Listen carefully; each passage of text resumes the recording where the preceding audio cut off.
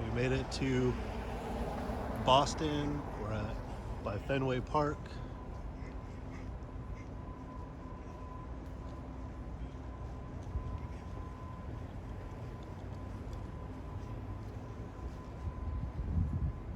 We're on Jersey Street.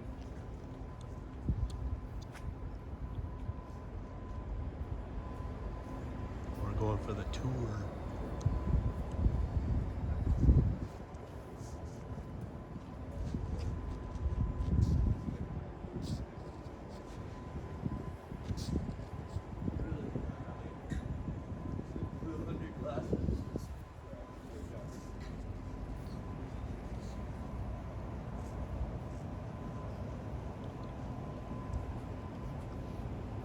Built 1912, reconstructed 1934.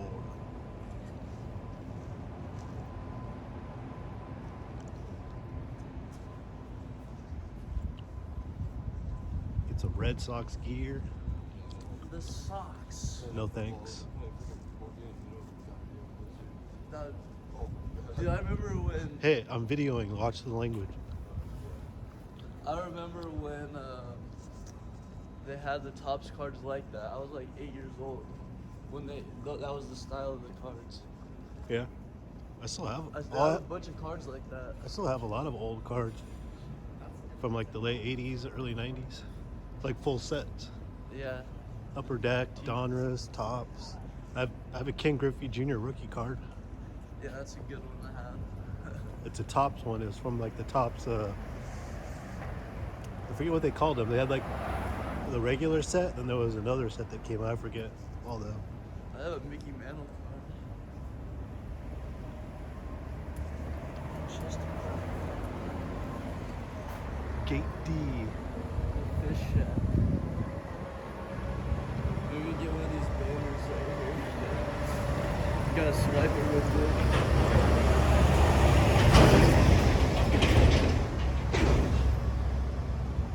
So we're going on the stadium tour at 1 o'clock.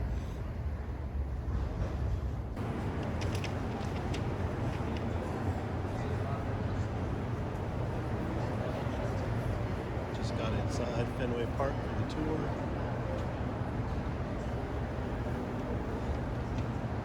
Yeah, it's old looking.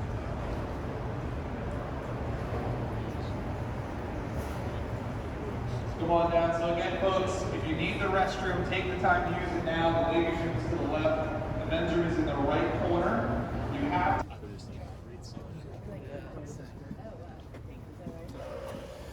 Think about when 100 years ago being here, when they're all dressed up with fancy mustaches and suits.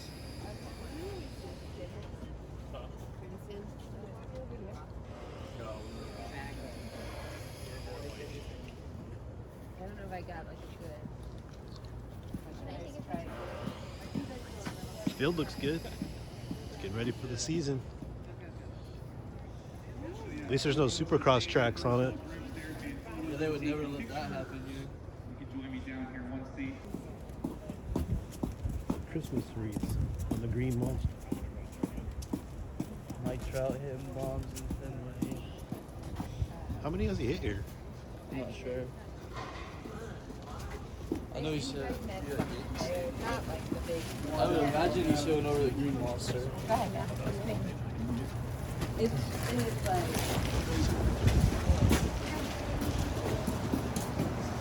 So, we're about to go into the visiting team clubhouse. Again, the space where the opposing teams dress when they come here to the ballpark. It's through this door right here. That's where we're going to go through. That's the same one the players use. But what's notice here? What's adjacent to this door?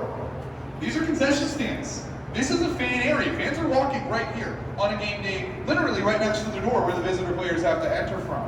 If you wonder where the visiting players enter the ballpark, it's the same door we just came in. It's gate D. There's not a secret entrance. There's not a special entrance. It's right through the regular gates like the fans do. This is where you can really see. When I say we occupied such little space, you're seeing here, we're using almost every single inch of this ballpark here, and it means things are right on top of each other, and it means there's not a lot of hidden areas. Things are kind of all out in the open here at Fenway Park. So inside, the clubhouse here, you'll see the actual lockers that the players use. You're also going to see a little display to the 1912 Red Sox, the first team to play here at Fenway Park. We have a mock-up of what the Red Sox clubhouse looks like. We have some lockers that we have from their clubhouse, and we also have one of our championship trophies in there as well. So take a look at that, take some pictures, follow me. One. Yeah, not only Angels have only have one. That's crazy. I mean, I'm sure that there's like gates up and security right here though when the players Well, yeah. walk through. That's crazy. Probably these are there. Yeah. Yeah, that's concession stands and everything right there. Peanuts and draft beer. It's like tight. It is. It's tight in here. Yeah.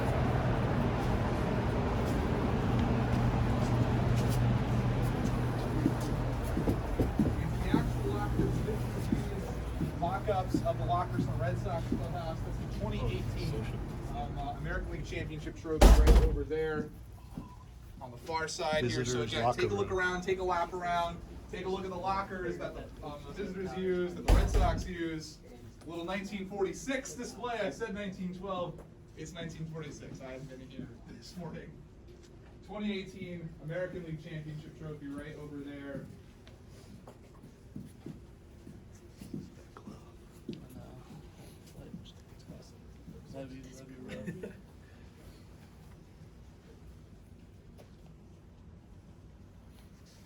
So one thing you might notice here, folks, looking at the Red Sox lockers versus the visitor lockers, I think we can see a pretty clear difference in what they get in terms of accommodations for the teams here. And so I want to talk about this space a little bit. So again, this is the visitor clubhouse, the visitor locker room. When Fenway Park opened back in 1912, they didn't have a clubhouse for either team to dress in. Both teams had to dress out in a stable that was in right field, like for horses. Really speaks to the age of the ballpark.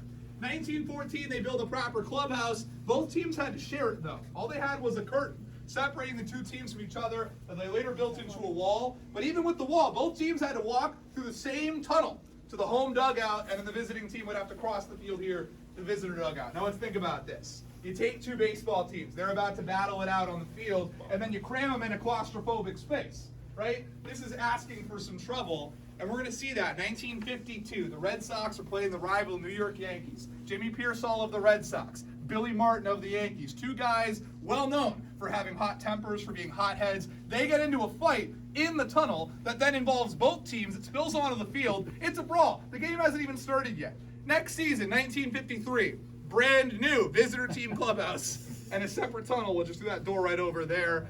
This had been a storage area prior to 1953, which is why it's not very big. Although if you look and you count the lockers, you'll see there's more than enough for the visitors here. It's nothing flashy or special, but it's not unbelievably cramped. And they've expanded the space in recent years. They've moved little extra lounge areas and weight rooms and stuff out of this space, which has made it a little bit bigger, so to speak. So take a look at that. If you haven't seen all the displays, take your last pictures, take a look at the trophy. Meet me back over here. We're going to make our way out.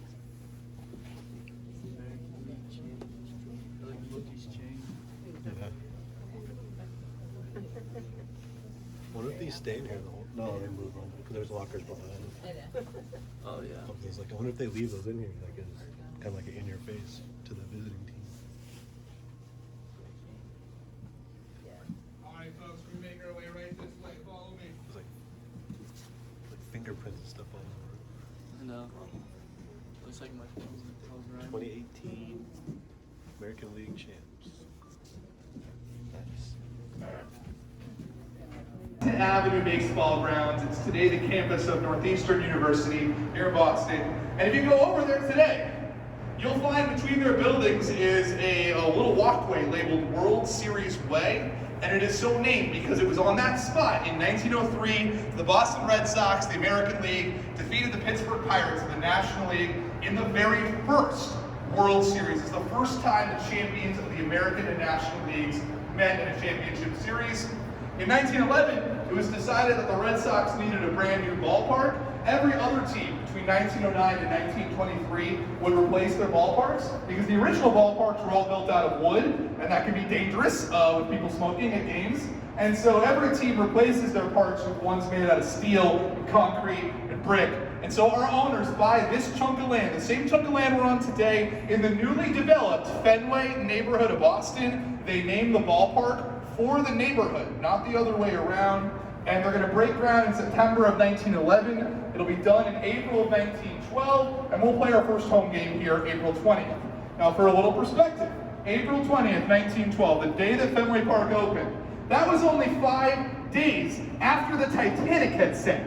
That was literally headline news the week that we opened. If you picked up the newspaper, you'd see it. Sox open at Pack Park, and on the right, inquiry into Titanic disaster complete. Still the headline news of that day. The Red Sox that season would go on to win 105 games. They punch it in, and they win the World Series over the New York Giants. They're going to do it again in 1915, 1916, and 1918. Now, you take that one in 1903 and the 4 they won at Fenway, and that's 5 of the first 15 World Series championships won by the Boston Red Sox. We're baseball's very first dynasty. But after 1918, we decided everyone else should have a turn, and we took a short break of 86 years before we finally do it all again in 2004. And again, it might be hard to think about it now, but when this championship happened in 2004, that was quite literally the first time in a lifetime for Red Sox fans. But fortunately for those of us still standing here today, it would not be the last, because they're going to do it again in 2007, 2013, and 2018. The Red Sox are really good at the beginning of centuries. It's just those decades in the middle they have a little bit of trouble with. And hopefully this doesn't tell us anything about what the 2020s will be like. Well, let's go upstairs and talk about the worst decade in franchise history. That's the 1920s.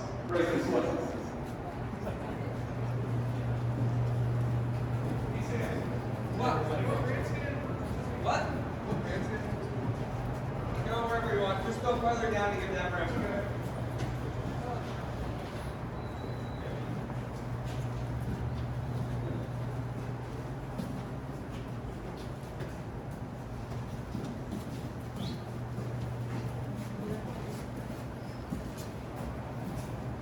Here, but look down to home plate and you'll see just kind of how close it is here. So again, the Red Sox win the World Series 5 times between 1903 and 1918, and then proceed to not do it again for 86 straight seasons. And during that stretch, they're going to have some good teams and some bad teams, but the 1920s are a prolonged stretch of the team being terrible. They finish in last or second to last place every single season of that decade, and fans really stop showing up. The ballpark starts to fall apart. If you look out here to the left field, you can see how the angle on the seats kind of changes. It kind of starts to move back into the outfield there, out in left field. That whole section out there burned to the ground in a fire in 1926. And our owner at the time, he took the insurance money from the fire and he put it toward ballpark operation costs. He didn't bother to fix the seats. He just roped it all off and called it extended foul territory.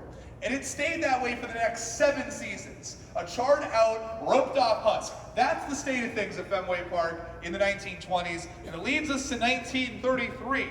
We're going to be purchased by a young millionaire born out in Detroit, Michigan by the name of Thomas Austin Yockey. Now, Tom Yockey made his money the old-fashioned way. He inherited it when a trust fund matured on his 30th birthday. And his uncle, who had raised him, had once owned the Detroit Tigers. So young Tom fancies himself a baseball owner, even though he's literally only 30 years old. So he buys the Red Sox at Fenway Park for a little over $1 million in 1933. Huge price to pay. This is the height of the Great Depression. And in the next season, 1934, he invests another $1.5 million just into renovating Fenway Park. And it was money really well spent, because I can point out the changes they made that year because they're still here today. So one, they put more seats down close to the field. They built a lower bowl where we came up as we entered the park today. They fixed the section that burned down in the fire. They expand and reinforce the roof. The roof really only was in the middle section of the grandstands here. He bumps it all the way out to where those retired numbers are in right field, and then out almost to where that golf sign is in left field, providing a lot of shade for the fans, but also by reinforcing it, giving us a foundation to build on top of in more recent years, which we'll see as we move higher up in the park. They redo the bleachers. Those green seats out in center and right field used to be a smaller separate structure that they made bigger and more permanent and attached to the rest of the ballpark. And they're going to add 12,000 brand new seats into the grandstand, and that's these seats. These seats that you're sitting in are the original seats from 1934. They're the oldest seats in Major League Baseball. You probably noticed they're kind of tight, they're close together, no cup holders, no cushions out here. This is the old-fashioned way of watching a ball game.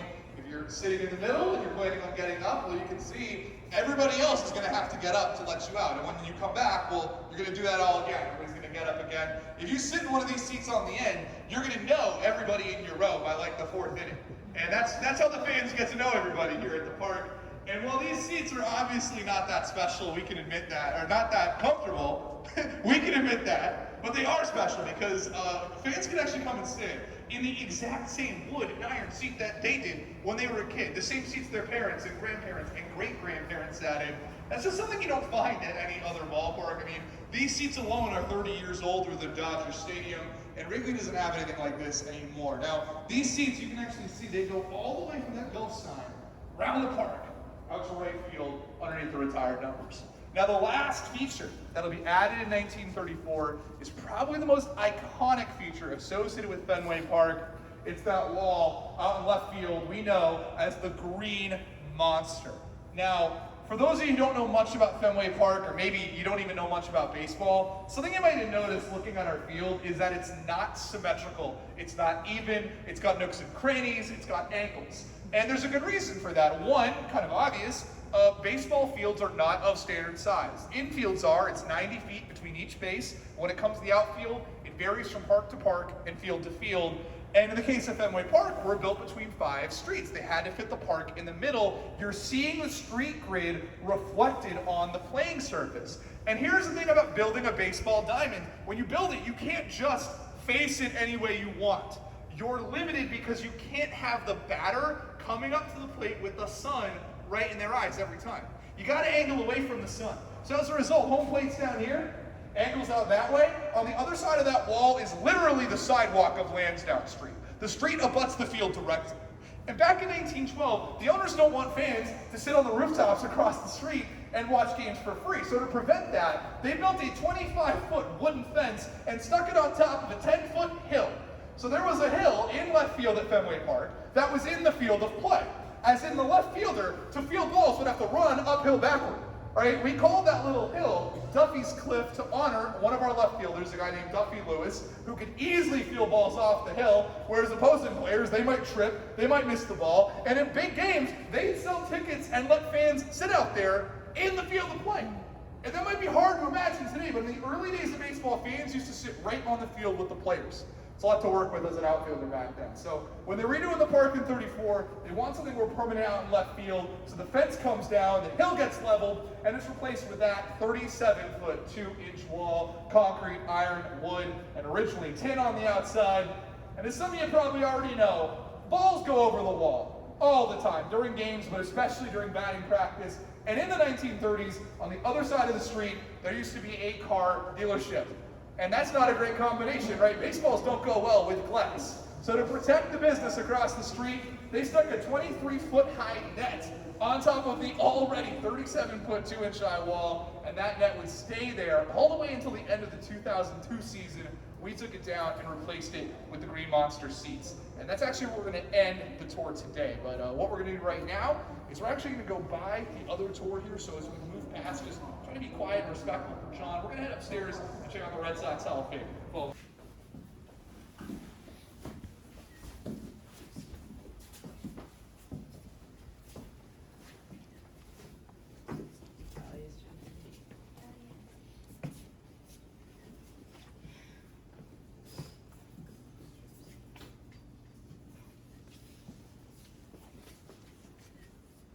come on in. So take some pictures, take a look, because what we're looking at here, these are individual plaques recognizing individuals who've made a major contribution to the Boston Red Sox franchise. It's mostly players, but it's not all players. Any level of the organization can be represented here, from ownership right on down. And when you look at the players, you're definitely going to recognize some names and faces here because some of these guys you'll find in the National Baseball Hall of Fame out in Cooperstown, New York. You know, guys like Carl Yastrzemski, Ted Williams, Babe Ruth, Jim Rice. But it's also players who didn't have the kind of statistics that would put them in the National Hall of Fame, but who mean a lot to the Red Sox and the fans. You know, that's guys like, Tony Conigliaro, Dom DiMaggio, Johnny Pesky. And we can see here, here's Mr. Tom Yaki. I mentioned he buys the team in 1933, owns the team until he died in 1976. When he passed away, his wife Jean took over. Here's Jean Yaki's plaque. She's currently the only woman in the Red Sox Hall of Fame. She owns the team in her own right until 1992 when she passes away, and it actually moved into a trust fund in her name for the next decade. So the Yaki ownership in one form or another lasts from 1933 until 2002 when the current owners buy the team, which we'll come back to. So we're going to move through this hallway here. So take a look, take some pictures. Again, definitely some recognizable names here. There's more on the other side here, which we're going to see.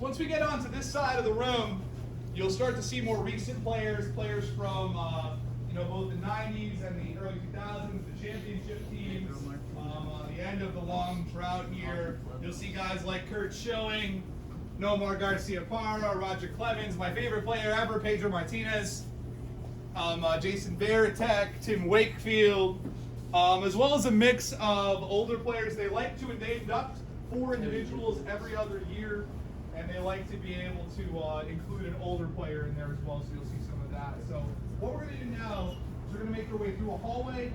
In the hallway, you're going to see replica jerseys kind of showing a reverse chronological history of the Red Sox, and then we're going to head up the ramps on into the press box and take a seat there. Follow me.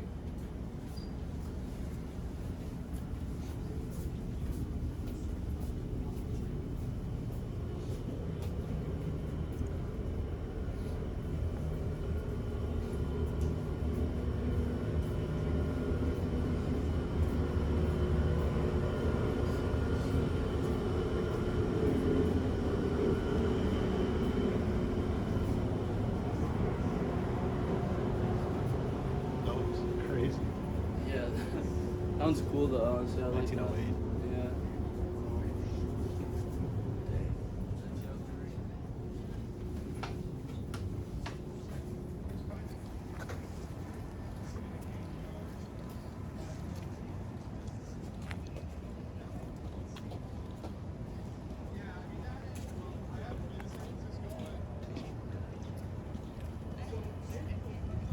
Tasty burger. Yeah, he's really good. It's like the East Coast In-N-Out burger.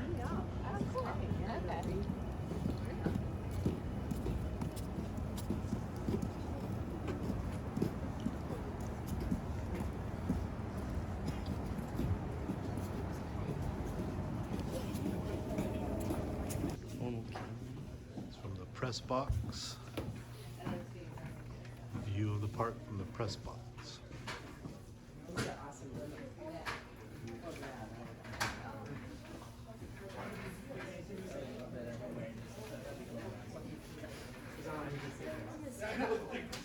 So, we just walked down a hallway where the broadcasting stars, TV and radio, home and away, as well as the Spanish language broadcast, all done from this level and the press level here. The room we're in now, though, these seats are where the writers sit, the print media, to write their stories about the games, from the big publications right on down still to a lot of small local papers, those which still exist. If you look around, you can see we have a lot of space. We actually have one of the largest press boxes in all of Major League Baseball. This was built in 1989. This is probably the only thing about Fenway Park that's bigger and more modern than any other ballpark here. It's kind of usually we're all about having the smallest and the oldest and the most old-fashioned.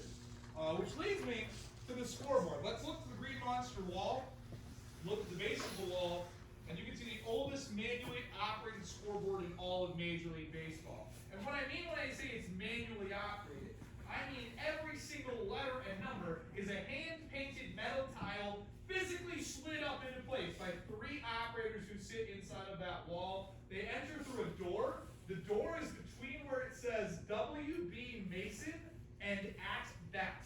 If you look closely, I can see from here the outline of that door. If you look next to the letter A in at, you'll see what looks like almost like a little silver polka dot there. That's a keyhole. That's how they enter. They put the key in that and they can open the door. That is the only way in and out of the wall. You can't enter from the back. There's no secret entrance. You have to enter from the field. When you're inside, you basically watch the game out of what amounts to as a mail slot sized hole. Inside the wall is not heated, it's not air conditioned, it does not have running water. It does have electricity though, and Wi-Fi, so it's a little bit modern in there. And I'll point out too, the person in charge of the National League scores on the far right, they actually can't get back there. There's poles holding up the wall. That means that for them to change the score, they have to wait for the inning to end, they have to run out the door onto the field, change the score quick, and then get back before the play resumes. They only have 2 minutes and 5 seconds to do that under current Major League rules. I'll tell you right now, if you find yourself in a Sox home game, which you should in the future here, look for that in between innings because they never show that on TV. It's something you're only, it's always happening during the commercial breaks. Now, I got a couple more things I want to talk about up here. Do we have any questions, anything I've talked about or haven't talked about yet? I was just curious what this scene is over there. That the green chairs. The green chairs that look like they overhang. Yeah. Nothing in front, so they look weird without the most important part. Those are camera wells. Oh, So those okay. chairs are where the camera. You can actually see what looks like there's like sort of a piece in front of the chair. That's what the camera mounts to there, Got and they it. can spin around. When this ballpark was built, television did not exist. They didn't even broadcast games on the radio back in 1912. That really didn't even exist either. So that's stuff that's had to be kind of retrofitted into the park here. You're seeing that here. But they look weird. Those aren't like Daredevil seats there. No, I'm sure people would like this actually. But No, not for me. Any other questions here that we're seeing or I haven't talked about? Here's what I want us to look. I want you to look out to right field. And this is as we scan the ballpark, you can really see that strange shape of the park from right here, Yeah. the odd nooks and crannies and angles. But I want you to look out to right field. I want you to look to that advertisement that says Ford. I want you to look to the O in Ford and follow it down 16 rows. And as you bring your eye down, you'll notice among the sea of green seats is one seat that's red. And if you're red-green colorblind, I apologize. Count 16 rows down and 4 seats in, and you'll see it. It looks a little bit different than the ones next to it. To talk about that seat, we have to travel back in time.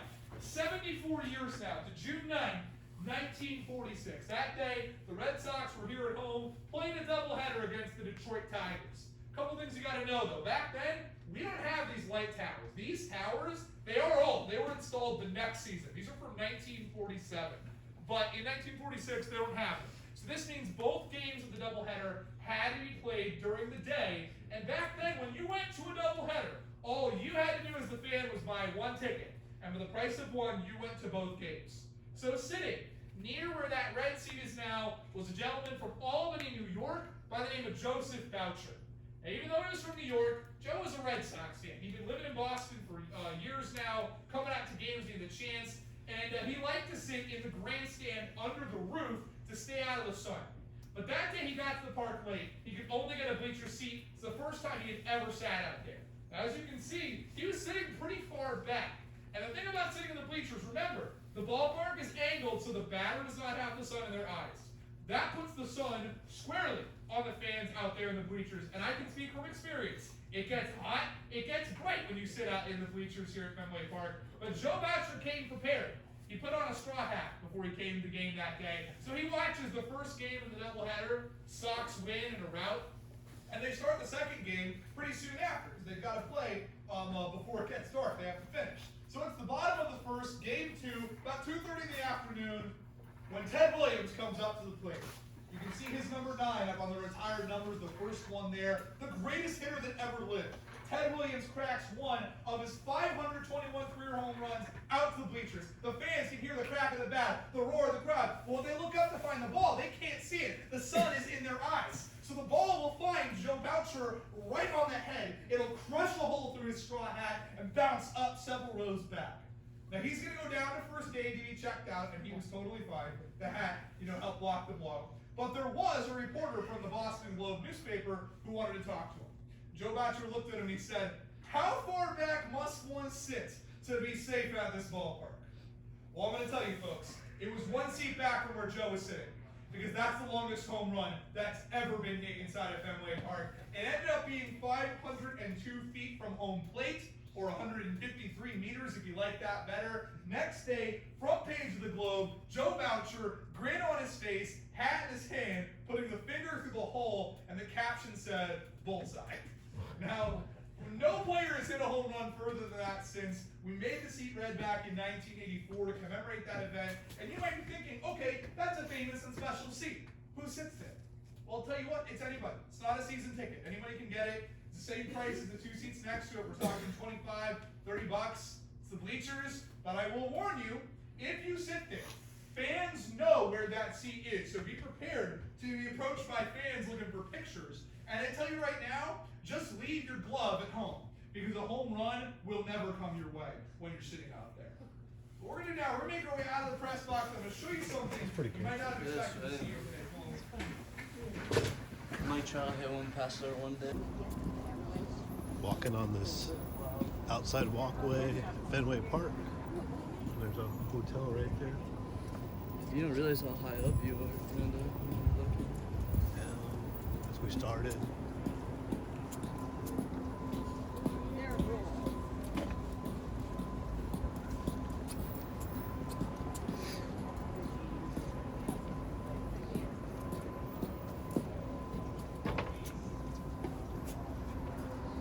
Fenway Farms. Popular among fans who come to a lot of games because you really have a nice view, and it really gives you a sense. When I say even when you're far away, you're close at Fenway Park. It's kind of a good example of that, because these are as high as you can go here, but they're really not nosebleed seats. They're actually quite close. Your view is really nice. I was sitting in the section opposite from this one over there when we actually had Liverpool and Sevilla play here on the soccer match here at Fenway Park, and it was a really nice view. It was extremely hot that day. But 100 degrees, but still, it was a nice day, nice game, more for Sevilla fans than Liverpool fans, but that's another story. In any case, I want to show you, we come over here, kind of looking on the opposite end, a little upstaged by the view of the city, but if you look down here, and we're going to walk down a little bit closer in a moment, what you're looking at there is the original rooftop. That's 1912 right there. And all it was just an empty, normal black tar roof, just the same as you see across the street, for over 100 years. Until 2015, we were inspired by the folks out at Oracle Park in San Francisco to convert our roof into an organic vegetable garden. That's what we call Fenway Farms. The produce grown on that rooftop is literally served here in the ballpark. You can actually get a salad at Fenway Park grown on that roof. 5 seasons now we've had that, well over 25,000 pounds of produce grown on that rooftop, the excess of which is donated to local food-based charities here in the Boston area. Really awesome use of space. Something I hope that other ballparks start doing. A few others already do. I'd love to see it catch on. I'd love to see it catch on just in urban buildings generally. I mean, look out at the neighborhood here. I think all these buildings would be improved if they had a little garden out here. So what we're going to do right now, we're going to go down toward that garden there, and then we're going to go take a seat on the Green Monster seat. So follow me.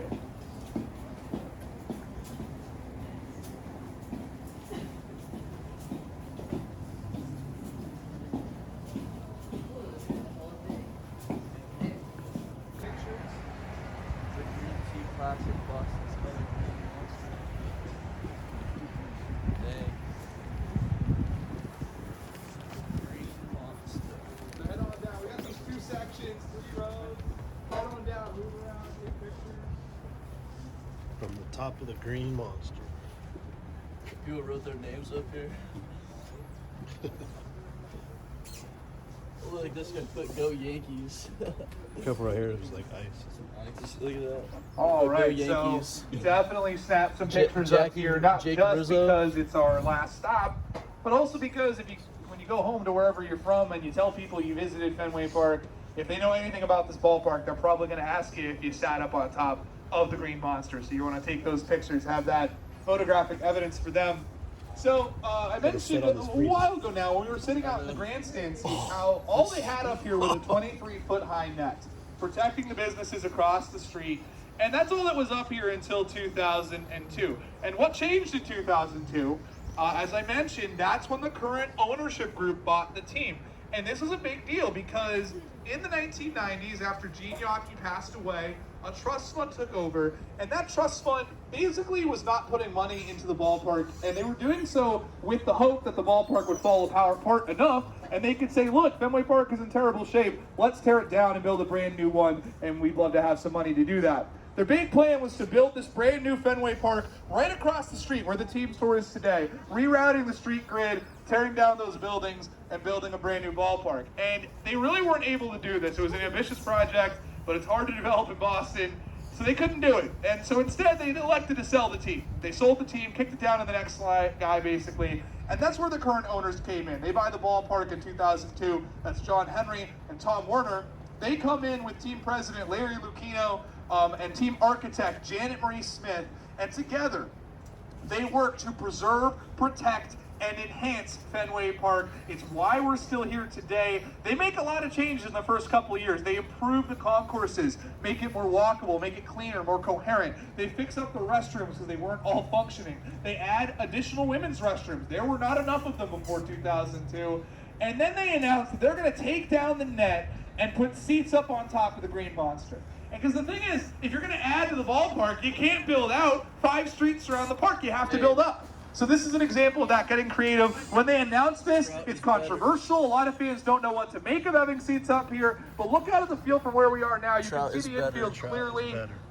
These are some of the most sought after seats now in all of Major League Baseball. Some of the highest rated from publications like the Sporting News and USA Today. They're priced and sold a little bit differently from your average seat in the park. Every other seat goes on sale in late January, and the price remains the same the whole year.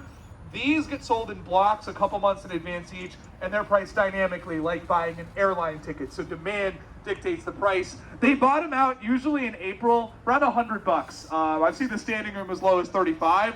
Sky is the limit. They can get expensive. But despite that, having a seat up here is pretty cool because you're the only people allowed up here. You have your own concession areas, and you actually get to come to the ballpark early for batting practice. And yeah, balls get hit up here during BP at close to 90 miles an hour. So I tell you right now, unless you brought that glove, let the ball drop. It's really not worth that risk. Now, while these seats were the first really big change made to Fenway Park by the current owners, fortunately, they would not be the last. And we can see their handiwork here. Looking out from the Samuel Adams roof deck, the red seats on either side of the press box, the seats below the press box, this section up behind me here to the right, all added by the current owners in the past 15 years. And all of these efforts culminated in 2012 when we turned 100 years old and we were put on the National Register of Historic Places. So we're not going anywhere. We're going to be here for years to come, for fans to come and enjoy. That doesn't happen without the current owners. It doesn't happen without Larry Lucchino and Janet Marie Smith, the people we can thank for us being here today. So what we're going to do now, folks, we're going to make our way down these stairs and through the wooden. Alright, so that was our tour of Fenway Park. All in all, it was pretty cool. We learned a few new things that we didn't know before about the park and the history. And it's the oldest park, you said, right? Oldest park. This is the oldest park now.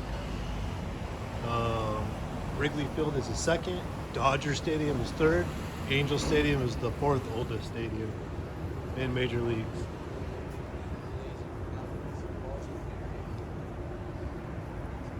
So yeah, it's like. If there's a ping pong bar, I'm gonna go in there. I'm gonna mess some kids up. I don't know where. So we came out. Where are we at now? We are. I don't know. There's House of Blues down there. I'm pretty sure we were maybe this way. Cause what gate did we just go? We went in at gate D. Sal's Pizza. Yeah, it said it's Sal. Dude, you gotta eat there now, man. You can't just take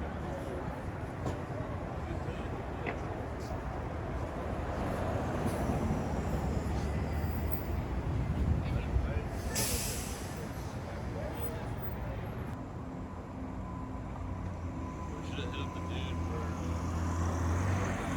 where's some local hotspots you need to know. Yeah, I know. some places only there for like 2 days. Boston Red Sox. Like this parking lot right here, that's prime real estate. Yeah. Best sausage company.